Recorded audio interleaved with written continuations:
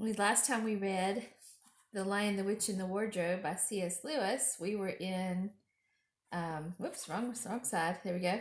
We were in chapter 10, so now we're about to read chapter 11. Chapter 11 is Aslan is Nearer. Edmund, meanwhile, had been having a most disappointing time. When the dwarf had gone to get the sledge ready, he expected that the witch would start being nice to him, as she had been at their last meeting. But she said nothing at all. And when at last Edmund plucked up his courage to say, "Please, your majesty, could I have some Turkish delight? You said," she answered, "Silence, fool!" Then she appeared to change her mind and said, as if to herself, "And yet it will not do to have the brat fainting on the way," and once more clapped her hands. Another dwarf appeared. "Bring the human creature food and drink," she said. The dwarf went away and presently returned bringing an iron bowl with some water in it and an iron plate with a hunk of dry bread on it. He grinned in a repulsive manner as he set them down on the floor beside Edmund and said, "Turkish delight for the little prince! Ha, ha, ha!" "Take it away," said Edmund sulkily. "I don't want dry bread." But the witch suddenly turned on him with such a terrible expression on her face that he apologized and began to nibble at the bread, though it was so stale he could hardly get it down. "You may be glad enough of it before you taste bread again," said the witch. While he was still chewing away, the first dwarf came back and announced that the sledge was ready. The white witch rose and went out, ordering Edmund to go with her. The snow was again falling as they came into the courtyard, but she took no notice of that and made Edmund sit beside her on the sledge. But before they drove off, she called Fenris Ulf, and he came bounding like an enormous dog to the side of the sledge. "Take with you the swiftest of your wolves and go at once to the house of the beavers," said the witch, "and kill whatever you find there. If they are already gone, then make all speed to the stone table, but do not be seen. Wait for me there in hiding. I, meanwhile, must go many miles to the west before I find a place where I can drive across the river. You may overtake these humans before they reach the stone table. You will know what to do if you find them." "I hear and obey, O Queen," growled the wolf, and immediately he shot away into the snow and darkness as quickly as a horse can gallop. In a few minutes he had called another wolf and was with him down on the dam and sniffing at the beaver's house, but of course they found it empty.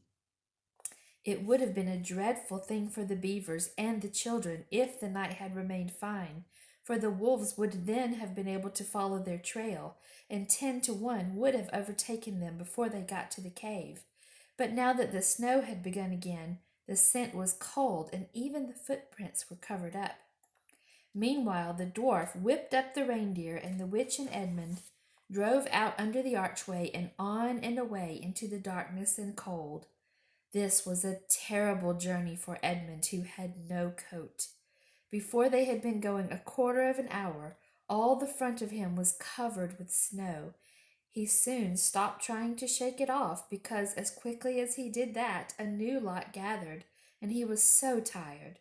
Soon he was wet to the skin, and oh, how miserable he was. It didn't look now as if the witch intended to make him a king. All the things he had said to him to make himself believe that she was good and kind and that her side was really the right side sounded to him silly now. He would have given anything to meet the others at this moment, even Peter. The only way to comfort himself now was to try to believe that the whole thing was a dream and that he might wake up any moment. And as they went on, hour after hour, it did come to seem like a dream. This lasted longer than I could describe, even if I wrote pages and pages about it. But I will skip on to the time when the snow had stopped and the morning had come, and they were racing along in the daylight. And still they went on and on, with no sound but the everlasting swish of the snow and the creaking of the reindeer's harness. And then at last the witch said, "What have we here? Stop!" And they did. How Edmund hoped she was going to say something about breakfast. But she had stopped for quite a different reason. A little way off at the foot of a tree sat a merry party, a squirrel and his wife, with their children and two satyrs and a dwarf and an old dog fox, all on stools round a table. Edmund couldn't quite see what they were eating, but it smelled lovely, and there seemed to be decorations of holly, and he wasn't at all sure that he didn't see something like a plum pudding. At the moment when the sledge stopped, the fox, who was obviously the oldest person present, had just risen to its feet, holding a glass in its right paw as if it were going to say something. But when the whole party saw the sledge stopping and who was in it, all the gaiety went out of their faces. The father squirrel stopped eating with his fork halfway to his mouth, and one of the satyrs stopped with its fork actually in its mouth, and the baby squirrels squealed with terror. "What is the meaning of this?" asked the witch queen. Nobody answered. "Speak, vermin," she said again, "or do you want my dwarf to find you a tongue with his whip? What is the meaning of all this gluttony, this waste, this self-indulgence? Where did you get all these things?" "Please, your majesty," said the fox, "we were given 'em, and if I might make so bold as to drink your majesty's very good health—" "Who gave them to you?" said the witch. For Father Christmas," stammered the fox. "What?" roared the witch, springing from the sledge and taking a few strides nearer to the terrified animals. "He has not been here. He cannot have been here. How dare you? But no, say you have been lying, and you shall even now be forgiven." At that moment, one of the young squirrels lost its head completely. He has! It squeaked, beating its little spoon on the table. Edmund saw the witch bite her lips so that a drop of blood appeared on her white cheek. Then she raised her wand. "Oh, don't, please don't," shouted Edmund. But even while he was shouting, she had waved her wand, and instantly, where the merry party had been, there were only statues of creatures, one with its stone fork fixed forever halfway to its stone mouth, seated round a stone table on which there were stone plates and a stone plum pudding. "As for you," said the witch, giving Edmund a stunning blow on the face as she remounted the sledge, "let that teach you to ask favor for spies and traitors. Drive on!" And Edmund, for the first time in this story, felt sorry for someone besides himself. It seemed so pitiful to think of those little stone figures sitting there all the silent days and all the dark nights, year after year, till the moss grew on them, and at last even their faces crumbled away. Now they were steadily racing on again, and soon Edmund noticed that the snow, which splashed against them as they rushed through it, was much wetter than it had been all last night. All at the same time, he noticed that he was feeling much less cold.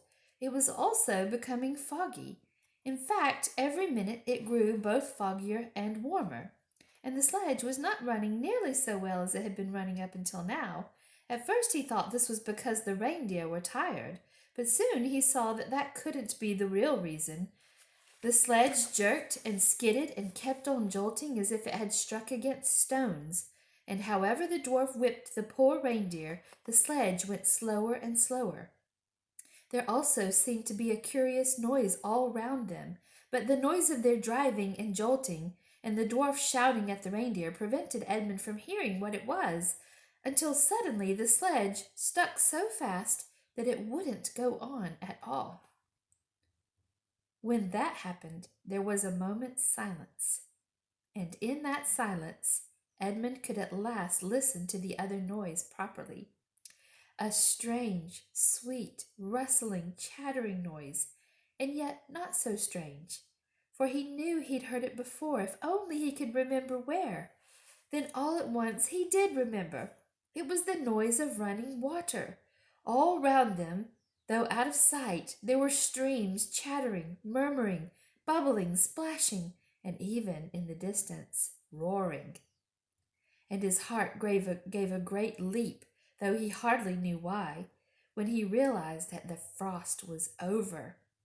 And much nearer there was a drip, drip, drip from the branches of all the trees. And then, as he looked at one tree, he saw a great load of snow slide off it, and for the first time since he had entered Narnia, he saw the dark green of a fir tree. But he hadn't time to listen or watch any longer, for the witch said, "Don't stand staring, fool! Get out and help!" And of course Edmund had to obey. He stepped out into the snow, but it was really only slush by now, and began helping the dwarf to get the sledge out of the muddy hole it had got into. They got it out in the end, and by being very cruel to the reindeer, the dwarf managed to get it on the move again, and they drove a little further. And now the snow was really melting in earnest, and patches of green grass were beginning to appear in every direction. Unless you had looked at a world of snow as long as Edmund had been looking at it, you will hardly be able to imagine what a relief those green patches were after the endless white. Then the sledge stopped again. "It's no good, your majesty," said the dwarf. "We can't sledge in this thaw." "Then we must walk," said the witch. "We shall never overtake them walking," growled the dwarf. "Not with the start they've got." "Are you my counselor or my slave?" said the witch. "Do as you're told. Tie the hands of the human creature behind it, and keep hold of the end of the rope. And take your whip, and cut the harness of the reindeer. They'll find their own way home." The dwarf obeyed, and in a few minutes Edmund found himself being forced to walk as fast as he could with his hands tied behind him. He kept on slipping in the slush and mud and wet grass, and every time he slipped the dwarf gave him a curse and sometimes a flick with the whip. The witch walked behind the dwarf and kept on saying, "Faster! Faster!" Every moment the patches of green grew bigger and the patches of snow grew smaller. Every moment more and more of the trees shook off their robes of snow. Soon, wherever you looked, instead of white shapes you saw the dark green of firs or the black prickly branches of bare oaks and beeches and elms. Then the mist turned from white to gold and presently cleared away altogether. Shafts of delicious sunlight struck down onto the forest floor, and overhead you could see a blue sky between the treetops. Soon there were more wonderful things happening. Coming suddenly round a corner into a glade of silver birch trees, Edmund saw the ground covered in all directions with little yellow flowers, celandines. The noise of water grew louder. Presently they actually crossed a stream. Beyond it they found snowdrops growing. "Mind your own business," said the dwarf when he saw that Edmund had turned his head to look at them, and he gave the rope a vicious jerk. But of course this didn't prevent Edmund from seeing. Only 5 minutes later he noticed a dozen crocuses growing round the foot of an old tree, gold and purple and white. Then came a sound even more delicious than the sound of the water.